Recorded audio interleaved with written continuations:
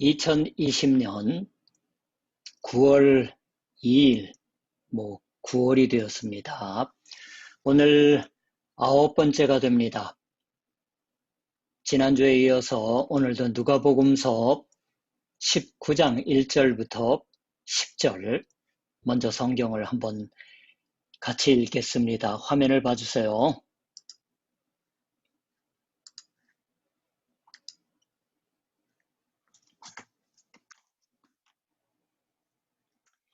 예수께서 여리고로 들어가 지나가시더라. 삭개오라 이름하는 자가 있으니 세리장이요 또한 부자라. 그가 예수께 어떠한 사람인가 하여 보고자 하되,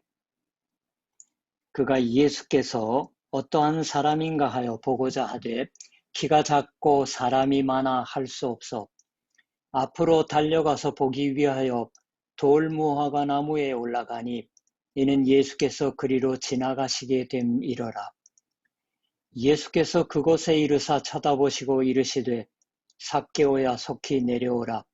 내가 오늘 네 집에 유하여야 하겠다 하시니, 급히 내려와 즐거워하며 영접하거늘 뭇사람이 보고 수군거려 이르되, 저가 죄인의 집에 유하러 들어갔도다 하더라.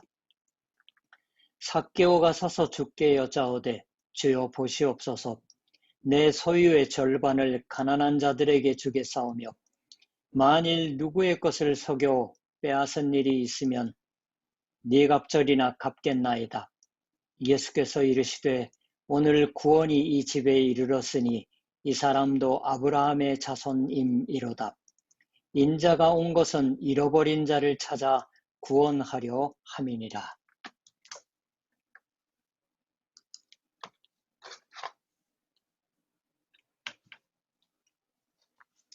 지금 같이 읽은 이야기, 여기서도 뜻하지 않게 주 예수를 만나 뵐 수가 있어 기쁨에 넘친 이야기가 말씀되고 있습니다. 많은 사람들이 사랑하여 마지 않았던 이야기입니다. 지난주와는 달리 주인공의 이름은 남아 있습니다. 삭개오. 얼마나 많은 사람이 이 이름을 사랑한 것일까요? 이 사람은 나중에 그리스도께서 살아나시고 성령의 새로운 활동이 시작되어 그리스도의 교회가 전도의 역사를 시작했을 때 새삼 그리스도인이 되고, 그뿐만 아니라 전도자가 되어 어떤 지역의 감독, 주교가 되었다고도 전해지고 있습니다. 그랬었을지도 모릅니다. 그렇다면 누가도 이 삭개오 목사를 알고 있어 그 사람의 최초의 주 예수와의 만남을 애정을 담아서 기록했던 것일지도 모릅니다. 처음으로 저와 같이 이 이야기를 듣고 거기에 대해서 생각하시는 분도 아마 이 이야기를 이제부터 장래 결코 잊는 일이 없을 것입니다. 사랑해야 할 이야기로서 들으실 수가 있는 것이 아닐까요? 그것을 기도하여 구하며 이제부터 얘기를 진행시켜 나아가 보겠습니다. 이 삭개오라는 이름, 이것은 의로운 사람이다 라는 의미라고 설명됩니다. 의로운 사람. 태어난 아기에게 부모가 기도를 담아서 그 아이의 장래를 마음에 그리어 바램을 담아서 좋은 이름을 아이에게 붙인다고 하는 것은 지금도 옛날도 또 한국에서도 일본에서도 조금 더 변함이 없습니다. 이 삭개오의 이름에도 그러한 부모의 바램이 담겨져 있다고 읽을 수가 있겠지요. 그러나 그 이름을 가진 이 남자는 지금은 이 여리고에 있어서 반드시 그 이름에 어울리는 생활을 하고 있었다고는 말할 수 없을 것 같습니다. 이 남자는 세리라는 직업을 가지고 있었습니다. 이 삭개오가 있던 곳은 여리고라는 동네였습니다. 여리고는 예루살렘에서 그렇게 멀지 않은 동네이지만 교통의 요충지였다라고 말합니다. 아마 삭개오는 그 교통의 요충지인 세관의 관리였다고 상상할 수가 있습니다. 당시 세계를 지배하고 있던 로마 제국은 증세 사물을 희망자에게 청부 맡기고 있었습니다. 삭개오는 유대인이었어요. 본래 믿음의 적이기조차 한 로마를 위해서 그 권력을 등에 업고 뻐기어서 자신들로부터 세금을 징수하는 삭개오를 동포가 어떻게 보았을지는 금방 알 수 있는 일입니다. 장사를 위해서 오가는 사람들로부터 세금을 징수하고 관리를 하고 있어서 게다가 이 이야기 안에서도 삭개오가 주 예수께 대해서 이야기하고 있는 말에서 보면 분명히 부정한 징수를 하고 있었다고 생각할 수 있습니다. 이를테면 자신의 그 지위를 이용해서 부당한 세금을 탐닉한 것일겠지요.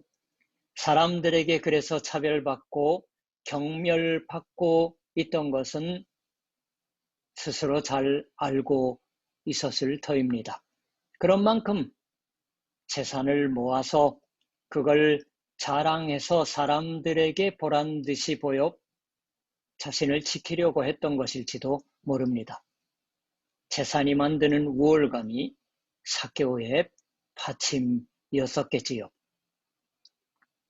또 하나 이 이야기를 읽고서 제가 대단히 마음에 끌리는 것은 이 삭개오가 키가 작고라고 굳이 누가가 쓰고 있는 것입니다. 다른 복음서에서는 등장하지 않습니다. 이 이야기는. 그래서 이번에 우리의 얘기의 제목을 키 작은 삭개오라고 했습니다. 인간은 걸핏하면 차별하는 법입니다. 자신의 키가 크냐 작냐고 하는 것으로 어쩌면 그 사람의 성격이 형성되고 생활 감정이 만들어지는 면이 크지 않을까 생각합니다. 저는 이 삭개오가 키가 작았다고 하는 것은 이 사람의 인생에 있어서 중요한 것이었다고 생각합니다. 키가 작았기 때문에 경멸받거나 들볶이거나 거기 반발하는 생각에서 거꾸로 좋다. 그렇다면 세리라고 불리우건 죄인과 동일시되건 제일 돈이 손에 들어오기 쉬운 게다가 권력에 가까운 곳에 의도적으로 서서 보란듯이 보여주자고 하는 생각이 이 삭개오의 인생에 하나의 결정적인 요소가 되었을지도 모릅니다. 저는 삭개오에게 동정하며 그렇게 생각해 봅니다. 아무튼 이 삭개오의 마음속에 있는 것, 그것은 무릇 사랑이라는 이름에는 먼 것이었겠지요. 같은 여리고 동네에 사는 사람들로부터도 멀었습니다. 그러므로 키가 작은 삭개오가 조금 늦게 가도 연변에 나가서 주 예수를 보려고 생각해도 남들에게 앞으로 나아가게 해 주십시오라고 부탁할 수 없었으며 사람들이 그와 같은 친절을 보여주는 것도 없었습니다. 그리고 아마 그러한 것이니까 자신에게 이런 작은 몸집을 준 하나님께 대한 원망도 있었겠지요. 유대 사람들도 또한 하나님의 이름으로 자신을 배척했으니까 하나님께 대한 열심 있는 믿음 따위와는 인연이 멀었던 것이 아닐까요? 이것은 상상이 지나친 것 같지만 저는 그러한 식으로 생각해도 지장이 없다고 생각해 봅니다. 다만 그러나 이 삭개오는 그것만으로 생활을 하고 있지는 않았던 것 같습니다. 얼핏 강한 듯 행동하고 뭐든지 자신의 생각대로 적잖이 폭력적으로라도 해치우고서 살고 있는 자는 내심으로 조금의 고민도 없는 듯이 보일지도 모르지만 그렇지는 않다고 저는 생각합니다. 이 삭개오도 돈은 재미날 정도로 들어왔을지도 모르며 사람들은 이면에서는 여러 가지 말했을지도 모르지만 서슴없이 맞대고서 삭개오에게 반대하면 세금을 더욱더 빼앗겼을지도 모르니까 세금을 징수할 때에는 굽실굽실 했을 테지요. 나쁘지는 않은 마음이 있었을지도 모릅니다. 그러나 그 마음의 깊은 곳에서 삭개오는 쓰라린 생각을 하고 있었다고 생각합니다. 그러니까 자신과 같은 세리의 동료들과 사이좋게 지내서 같이 식사까지 하셨다고 하는 소문을 들었던 유대의 교사 랍비 예수라는 분이 있으시다는 소문을 들었을 때 삭개오는 무관심으로는 있을 수 없었다고 생각합니다. 그런 것은 부질없는 참견이다라는 것이 아니라 역시 자신의 가장 깊은 곳에서 고독에 견딜 수 없는 생각이 들고 있는 그 자신의 곁에 앉아주실 분이 있다고 하는 것을 듣고 흘려버릴 수가 없었을 테지요. 자신과 같이 식사를 해주실 분이 있다. 자신의 얘기를 들어줄 분이 있다. 자신을 위로해줄 분이 있다. 그 예수라는 분의 정체에 관하여 자세한 것은 아마 몰라도 삭개오는 그 점만으로도 이 예수라는 분께 대한 관심을 버릴 수 없었습니다. 주 예수와 같은 존재에 대한 동경이 있었던 것이 아닐까요? 여기서도 많은 사람들이 삭개오에 대한 깊은 공감을 품을 수가 있었던 것이 아닐까 생각합니다. 아마 한국 사람은 반대했는지도 몰라요. 일제시대 때에 친일파였다고 해서 뼛속 깊이까지 미워하고 있는 양태들을 보십시오. 물론 친일파가 잘했던 것은 아니지만 결국 그리스도인인 우리들도 어떻게 생각하는 것일까요? 마음이 아픕니다. 그 예수께서 자신이 살고 있는 여리고에 오신다고 하는 소식이 전해져 왔습니다.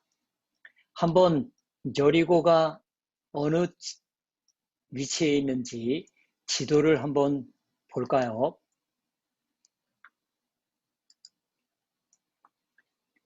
여기 보시면 아시겠지만 이쪽이 예루살렘이에요. 여리고가 세 군데나 나옵니다. 이 희미한 노란 선이 로마가 이제 군사 물자 또는 군대들을 보내기 위해서 정비한 도로예요. 이 고대 여리고와 신약성서 시대의 여리고 그리고 오늘날의 여리고와는 미묘하게 조금 위치가 다른지도 모르겠습니다. 이 교차점에 있는 여리고라고 하는 것은 신약성서 시대가 아닐까 생각해 봅니다.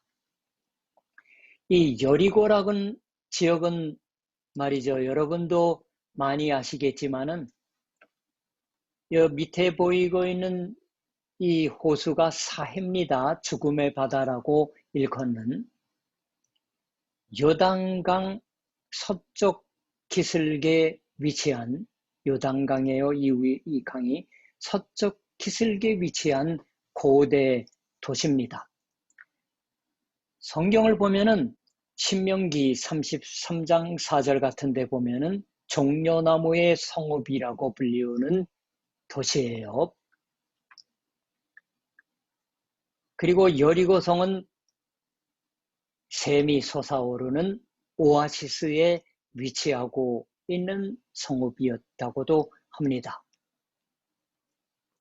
중동에서도 가장 오래된 도시 중에 하나이며 이스라엘 정복 이전에도 수천 년 전으로 거슬러 올라갈 만한 역사적인 배경이 없습니다.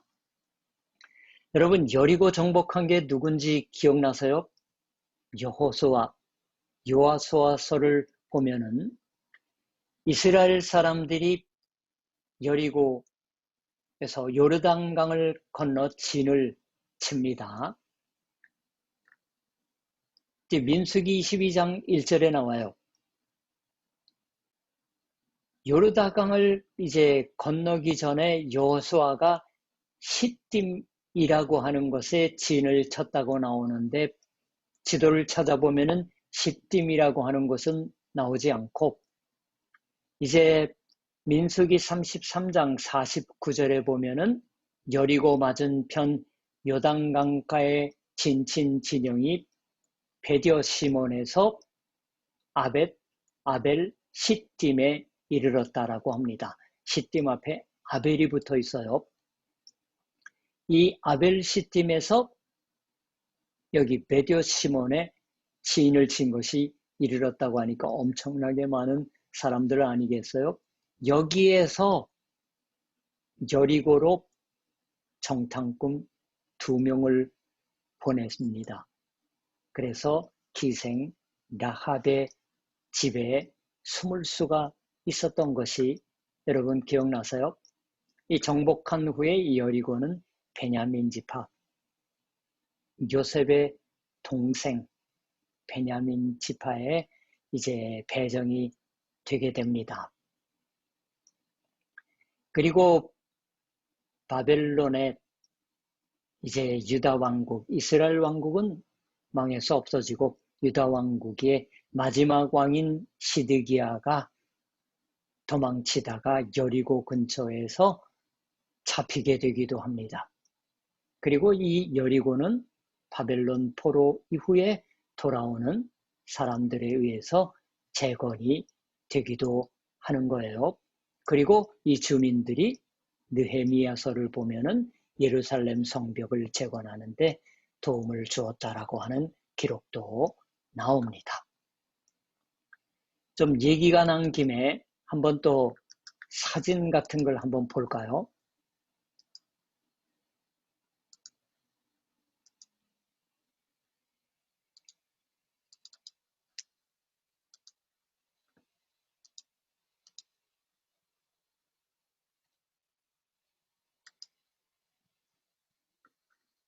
이게 여리고입니다.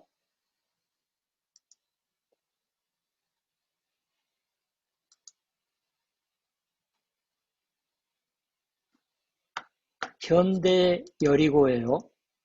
이 장면이 여리고, 현대 여리고입니다. 보세요. 이거 팜이에요. 야자나무입니다.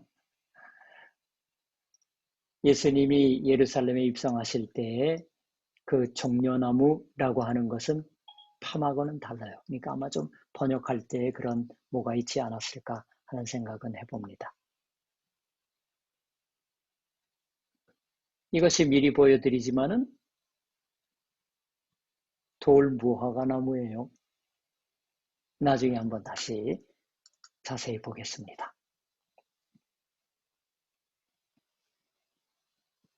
삭개오가 자신이 살고 있는 여리고로 오신다고 하는 소식을 전해 듣자 안절부절 못했습니다. 처음에는 어느 정도 망설임도 있었겠지요. 그러나 결심이 서자 이를 내팽개치고서 뛰쳐나갑니다. 그 예수라는 분을 한 번이라도 보고 싶었겠지요.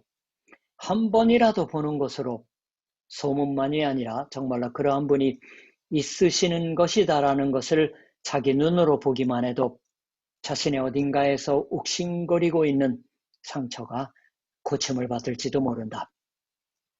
그러나 그렇게 생각해서 여리고 거리의 길로 뛰쳐나온 삭개오는 게다가 그 거리의 양쪽을 가득 사람이 메워버려서 자신이 뚫고 들어갈 여지가 없는 것을 이제 깨닫지 않으면 안 되게 됩니다. 금방.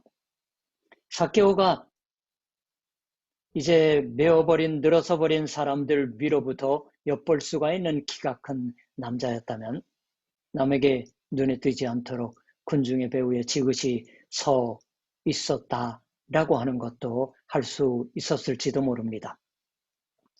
그런데 이 경우에는 분명히 다행스럽게도 삭개오는 키가 작아서 길 양옆에 쭉 늘어서 있는 사람들의 배후를 서성거리다가 주 예수를 한 번이라도 볼 수 있는 장소를 아무리 찾아도 소용없었습니다. 아마 삭개오 이외에 예를 들면 고령에 허리도 굽은 분이 와서 나도 예수를 한번 보고 싶으니까 앞으로 나아가게 해주십시오라고 부탁했다면 많은 사람들이 그러시죠 하고 친절하게 해주었을지도 모릅니다. 그렇지만 이 경우에는 삭개오예요. 삭개오가 만일의 경우 용기를 내어서 부탁을 해본 데서 사람들은 돌아다 보고서 그게 삭개오였다고 하면 너 같은 건 물러가 있어. 너 같은 것이 주의 예수께 용건이 있을 리가 없다라고 물리쳤음에 틀림없습니다. 아마 삭개오에게는 남에게 부탁을 해서라도 앞으로 나가게 해달랄 용기도 없었을 테지요. 그런 만큼 삭개오의 고독은 이러한 때야말로 깊었을지도 모릅니다. 그렇기 때문에 저는 너무 친일파하고 공격하고 죽여 없앨 것처럼 청산하지 않으면 안 될 것처럼 말하는 데 대해서 반감이 좀 있어요. 보수라고 생각하실지 모르지만. 교회는 어때야 하는 것일까요?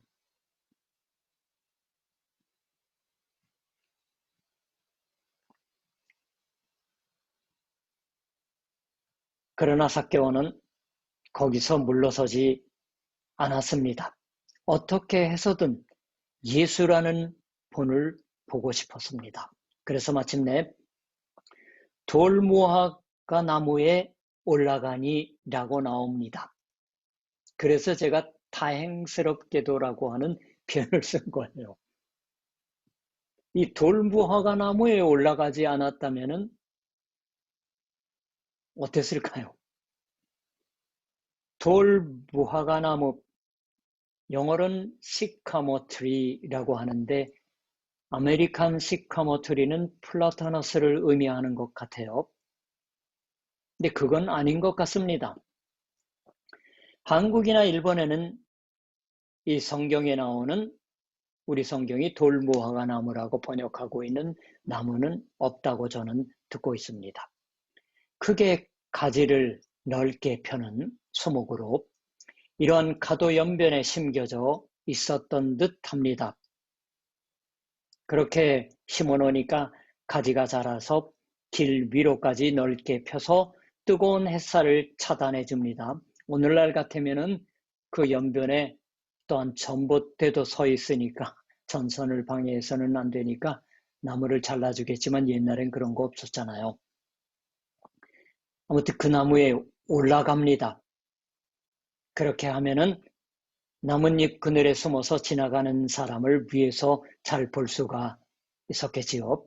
키가 작은 삭개오는 아마 소년 시절부터 작았을지도 모르니까 나무에 올라가서 높은 곳에서 바라보는 즐거움을 알고 있었던 것일지도 모릅니다. 이때도 작은 남자다라는 것이 다행스러웠을 것이겠지요.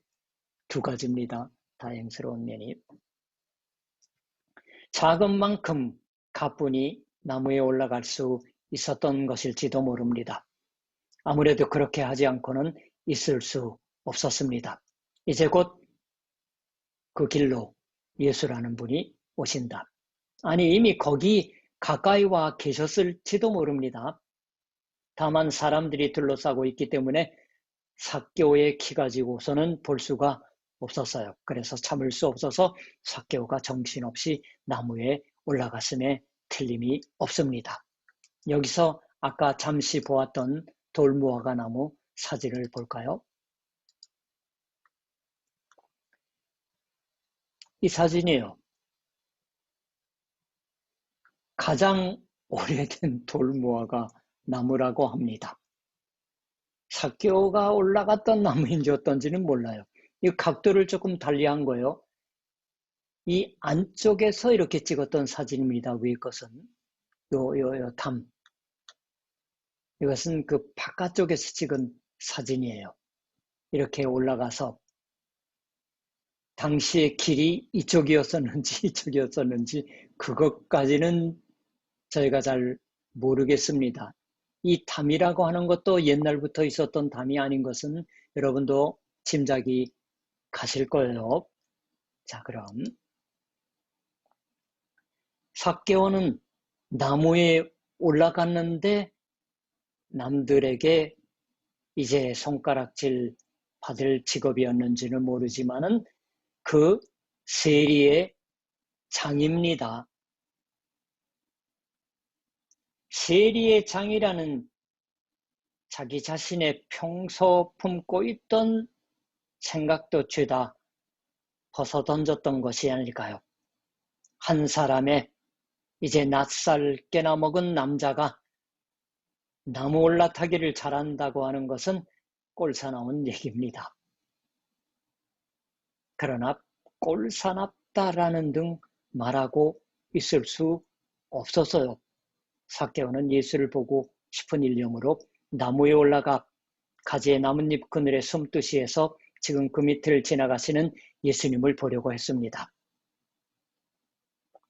그런데 마침 거기 당도한 예수께서 아무리 숨으려고 해도 몸을 감출 수가 없었던 것인 양 삭개오를 찾아내십니다. 그리고 그 삭개오에게 하신 말이 삭개오야 속히 내려오라. 내가 오늘 네 집에 유하여야 하겠다. 우리 한국 사람들이 이렇게 반말로 썼는데 일본은 그렇게 안 썼어요. 정말 같으면 삭개오 속히 내려오십시오. 제가 오늘 당신 집에 유하여야 하겠습니다. 머물러야 하겠습니다. 5절의 말씀에요. 원문을 직역하면은 삭개오 서둘러 내려오세요. 오늘 왜냐하면 당신 집에 내가 머물러야 하기 때문입니다. 라는 의미가 됩니다. 개역 개정 성경이 되어서 개역 성경 때보다는 원문에 가까운 번역이 되어 있는 것 같아요. 유하다 또는 제가 머무르다라고 번역한 이 말은 지난 주일 예배의 말씀으로 배운 베드로가 이사야서 40장 말씀을 인용한 이 베드로전서 23절과 25절에도 들어있던 단어예요. 그렇다 이 말이 우리 안에 거하고 있지 않은가? 우리 안에 거하여 머물러 움직이고 있지 않은가? 예수 그리스도를 거하는 말, 그것을 우리는 들었지 않은가? 우리는 거기서 이제 영원한 생명으로 살고 있다. 거듭나서 살고 있다. 지금 문득 당신 집에 머물러야겠다라는 생각이 들었다는 것이 아닙니다. 말투가. 전부터 여리고를 방문해서 삭개오 당신 집을 찾아 당신에게서 이제 머물게 해 주었으면 하고 내가 생각해 왔습니다라고 말하셨던 거예요. 아니 머물지 않으면 안 되겠다. 여러분 생각이 미치시죠? 예루살렘이 폭삭 망했어요. 하나님이 진 것처럼 여겨졌던 이스라엘 백성들입니다. 회의가 넘치고 환멸이 어떻게 할 수가 없던 그때에 이사야 예언자가 한 말입니다. 모든 것이 쓰러져 가는 것 같지만 아니 그렇지 않다라고. 너희 가운데 말씀이 머물러 있지 않으냐? 거하고 움직이고 있지 않음을 아느냐? 라는 것을 베드로가 인용했던 거예요. 그 거하다 머물다, 내 집에 머물겠다라고 하는 말의 배경을 충분히 아시겠죠?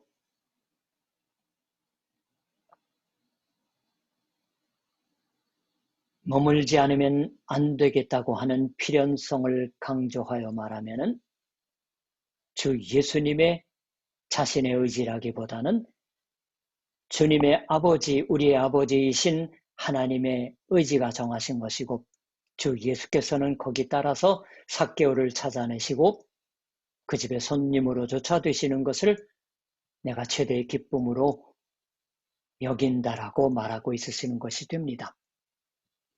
여리고에는 많은 사람들이 있었겠지요. 그 사람들 중에서 예수님을 누가 맞이하는 게 가장 어울릴까라고 나을까? 아니면 저 사람이다라고 생각하고 있었을지도 모릅니다. 그러나 누가 만든 리스트에도 삭개오라는 이름이 기록되어 있었을 리가 없었습니다. 반역자이니까요. 친일파니까요. 그러나 주 예수께서 여리고를 방문하셨을 때 이 여리고의 삭개오라는 사람이 이름이 똑똑히 이미 주 예수의 마음속에 두어져 있었던 것입니다. 머물러 있었던 거예요. 두 가지의 머물러 있음이 나타납니다. 아버지의 정하신 예정에 따라 삭개오 당신께로 왔습니다. 그렇게 말하신 주 예수님의 말에 저희 사람들도 놀랐을 테죠. 물론 삭개오 자신은 넋을 잃어버릴 만큼 놀랐음에 틀림없습니다. 정신없어서요. 서둘러 내려와서 좋아서 주 예수님을 안내하여 그 집에서 대접했습니다. 동네 사람들에게 있어서만이 아니고 삭개오에게 있어서도 뜻하지 않은 일이었습니다. 생각해 보지도 못했을지 모릅니다. 그러나 주 예수를 안내해 드리면서 삭개오는 이거야말로 내가 지금껏 바라고 있던 바로 그것이다라고 하는 생각이 들었을지도 모릅니다. 그 이전까지는 이미지는 있어도 말로 할 수도 없고 느낌으로 꼭 집어 말할 수도 없었을 거예요. 주 예수를 만난다고 하는 것에는 그러한 데가 있습니다.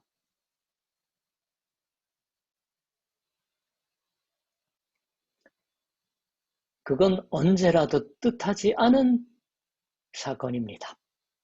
그러나 우리가 오랫동안 마음의 가장 깊은 곳에서 지난주에 왜 말씀하면 영혼이에요.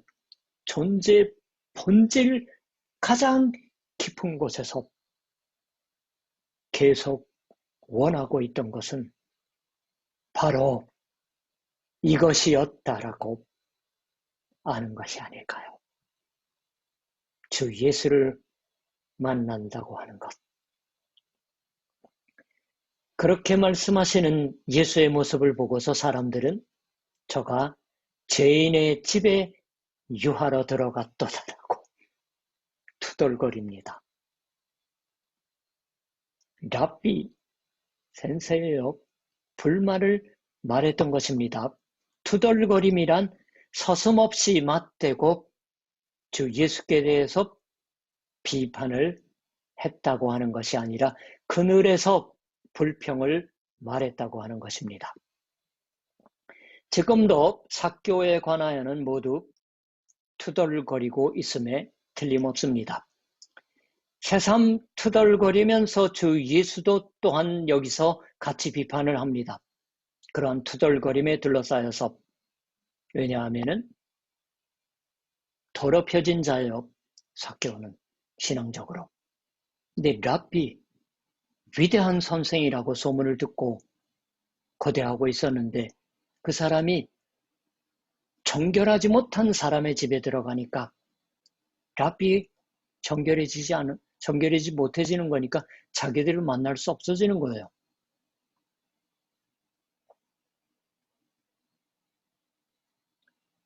저 예수께서는 굳이 죄인의 집에 들어가서 손님이 되는 길을 택하셨습니다. 거기에 묵으셨던 거예요. 머무르셨습니다.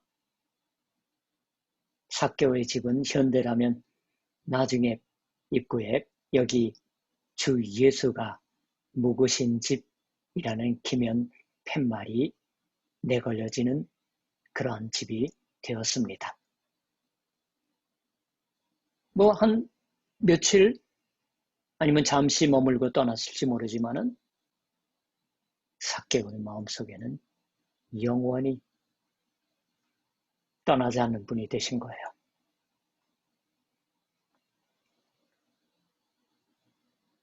사람들은 예수의 욕을 한 셈으로 이러한 것을 투덜투덜 했겠지요.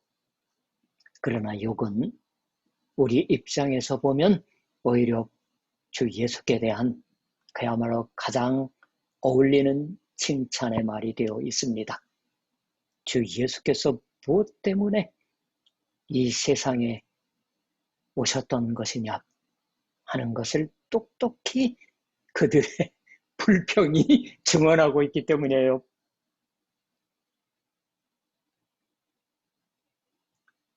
왜 주 예수는 삭개오를 방문하셨던 것일까요? 게다가 단지 식사를 함께 하셨을 뿐만 아니라 불과 하루인지 이틀의 것이었다고 해도 거기서 생활을 함께 하셨던 것이겠지요. 주 예수께서는 자신의 마음을 이처럼 이야기하여 주십니다. 오늘 구원이 이 집에 이르렀으니 이 사람도 아브라함의 자손임이로다.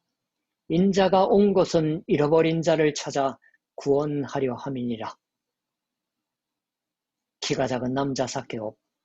세리 삭개오는 주 예수가 보시는 바에서는 잃어버린 사람입니다. 잃어버린 존재입니다. 자신도 타인도 삭개오는 하나님에게서 버림받았다고 생각되고 있었겠지요. 다른 낙가마인 인간으로부터도 상대방으로 여겨지고 있지 않았습니다. 그것은 당연한 일, 그런 만큼 나쁜 짓을 하는 인간, 괘씸한 인간인 것이니까 난 삭개오를 인간이라고도 여기지 않아라고 말한 사람도 있었겠지요. 삭개오 자신이 하나님과 이웃과의 관계 같은 건 아무래도 좋다고 생각하고 있었겠지요. 그런 점에서는 스스로 포기하고 있었으리라고 생각합니다. 자기를 버리고 있었을 거예요. 자기를 포기한다라고 자포자기한다의 자포라고 하는 말을 일본어로 어떻게 읽는지 아세요? 야케라고 읽습니다. 야케. 자포자기의 자포라고 하는 한문을 써가지고. 삭개오는 바로 자포자기하고 있었습니다.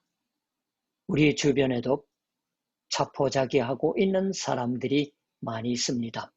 거기에 그치지 않고 우리가 우리 자신에 관하여 그렇게 생각하고 있습니다. 왜 나 자신은 이런 식으로 하나님께 버림받은 듯한 불우한 경험을 거듭하지 않으면 안 되는 것인지, 왜 사람들이 내게 자상하게 대해주지 않는 것인지, 왜 난 이렇게 쓸쓸하게만 지내야 하는 것인지, 게다가 나 자신도 자신의 것을 어쩌지도 못한다. 쓸쓸한 체념이 지배하고 있을 적이 있는 것이 아닐까요? 그렇지만 거기서 예수께서 말하십니다. 그러한 인간, 이야말로 내가 찾아내어 내가 구원을 전하기 위하여 왔다라고. 왜 주 예수께서는 그렇게 하시는 것일까요? 이 사람도 아브라함의 자손임이로다. 아브라함, 유대인의 선조 아브라함, 하나님과 계약할 수 있었던 아브라함, 언약이라고 하는 표현 옛날 성경 쓰는데 말의 약속이에요. 약속이에요. 계약입니다. 오늘날은. 하나님은 아브라함의 자손이 모두 하나님 자신의 구원 속으로 들어온다고 하는 약속을 이미 아브라함에게 하고 있으셨습니다.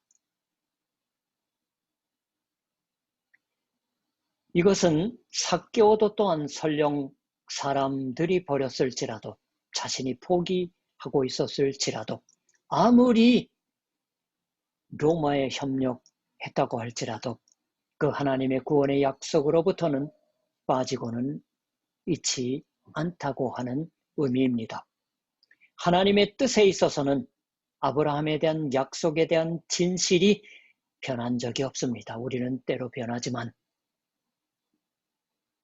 그 뜻에 따라서 내가 여기 온 것이고 그렇기 때문에 오늘 이 삭개오의 집에 하나님의 구원이 왔다, 실현되었다 이렇게 해서 하나님의 약속이 또 성취되었다라고 주 예수께서는 그렇게 선언하신 말씀이 이 사람도 아브라함의 자손임이로다 라는 말에 있는 것입니다.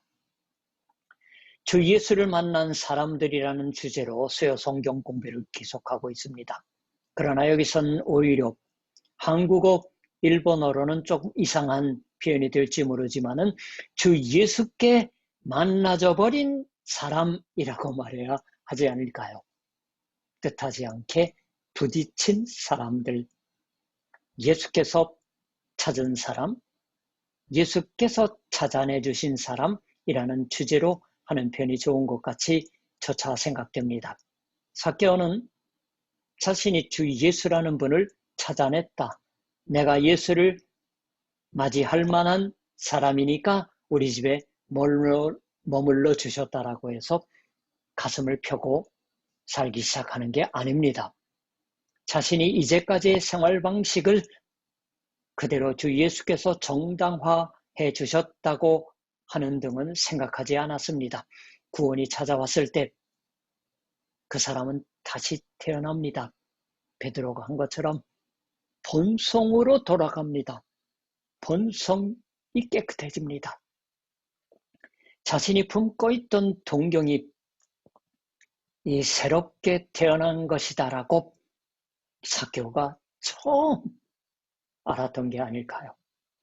자신을 사랑하고 새롭게 만들어주시는 하나님의 아들 예수를 만나 뵌 기쁨에 넘쳐서 삭개오는 예수를 주님이라고 부르고 이 주 예수를 따를 계류를 분명히 합니다. 주여 보시옵소서. 내 소유의 절반을 가난한 자들에게 주겠사오며 만일 누구의 것을 속여 빼앗은 일이 있으면 네 갑절이나 갚겠나이다. 주일학교에서는 이 말을 빼앗은 일이 있으면 기억이 없다라고 하는 식으로 가르칠지 모르지만은 원문의 의미는 당연히 빼앗은 거예요. 주 예수께서 이윽고 삭개오의 집을 나가신 후 삭개오는 수단을 다하여서 가난한 사람들을 찾아서 이들을 돕고 부정을 행하여서 괴롭힌 사람들을 방문해서 용서를 구하며 보상을 합니다. 왜 친일파가 미움을 받을까요? 이게 빠져 있어요.